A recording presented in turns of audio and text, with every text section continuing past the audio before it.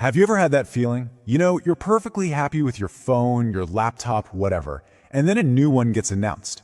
And suddenly yours feels old, slow, just not good enough. Well, that feeling? It's not an accident.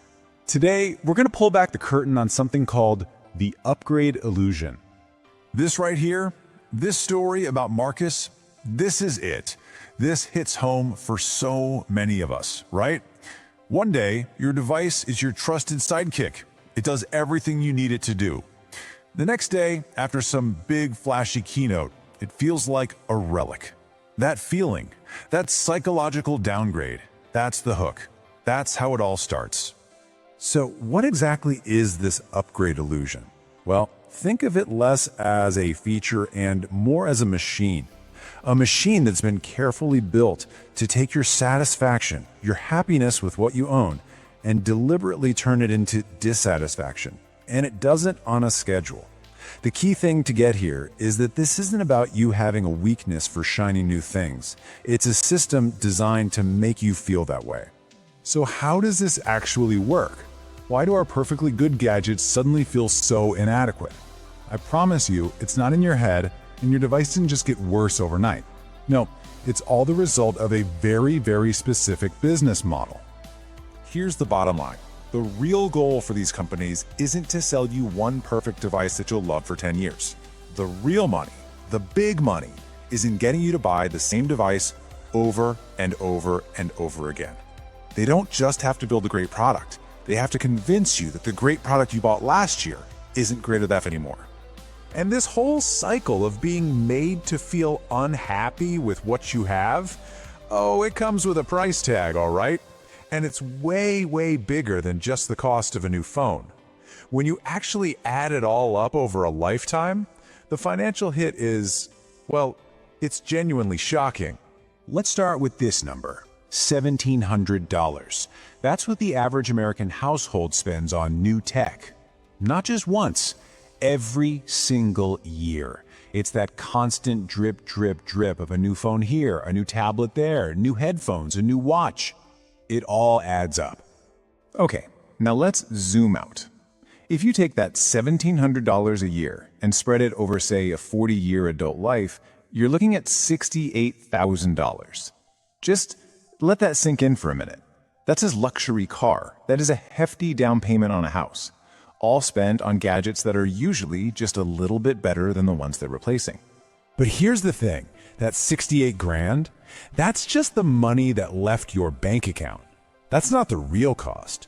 The real cost, the one that really stings, is the opportunity cost. It's what that money could have been doing for you all those years.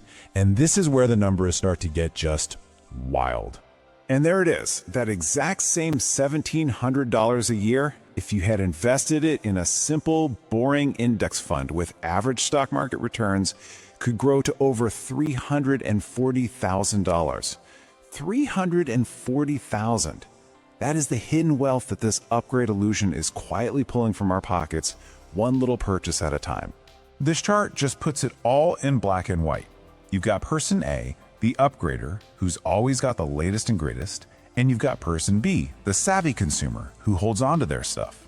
Now, the difference in what they spend directly is huge, right? $84,000 versus $27,000. But look at the real kicker, the opportunity cost. The upgrader isn't just out 84 grand. They're out a potential $214,000 in future wealth. That's life-changing money. Okay, so if the financial stakes are that high, you can bet the methods they use to get us to upgrade are pretty sophisticated, and you'd be right. So let's get into the industry's playbook. Let's see how this illusion is actually built. It really boils down to a three-pronged attack. First, software. You know that OS update that suddenly makes your perfectly fast phone feel like it's wading through mud? Yeah, that's often by design. Second, hardware. Ever tried to replace a battery yourself? They make these things incredibly hard and expensive to fix. Glued-in batteries, fused screens, it's all meant to make you give up and buy a new one. And third, the most powerful tool of all, psychology. That relentless annual cycle of keynotes and product launches that makes your current tech feel ancient overnight. But this whole entire system, this whole illusion, it really hinges on one simple idea. that new always means better. But does it? I mean, for the things we actually do every single day, is a brand new device really a meaningful upgrade? Let's just break it down. For 95% of what most of us do, texting, scrolling social media, snapping photos for Instagram, browsing the web, a 2-year-old high-end phone isn't just good enough, it's perfect. The experience is functionally identical to the brand new model.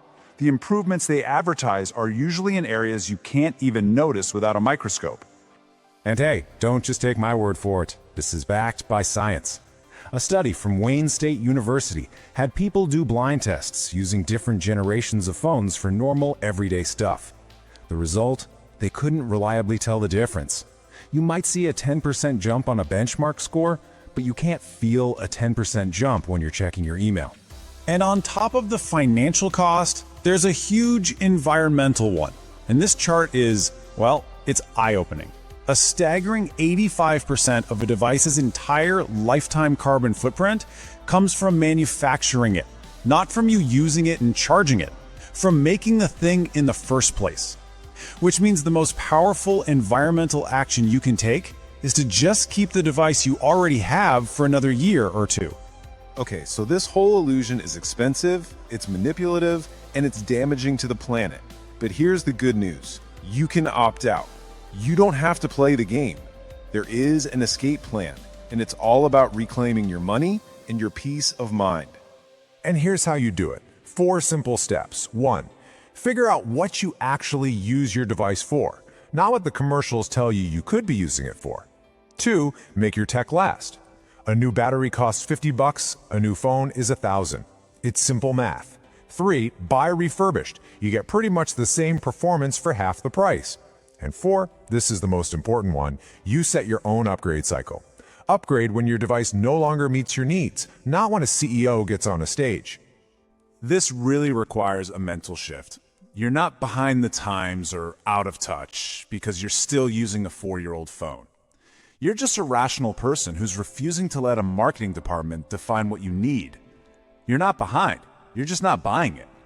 So I want to leave you with this one question. The next time you feel that itch, that sudden dissatisfaction with a perfectly good piece of tech, just pause and ask yourself, is this device actually failing me, or was I just told that it is? Is this feeling coming from my own experience, or from a multi-billion-dollar machine designed to make me feel this way? The answer to that question could be worth a small fortune.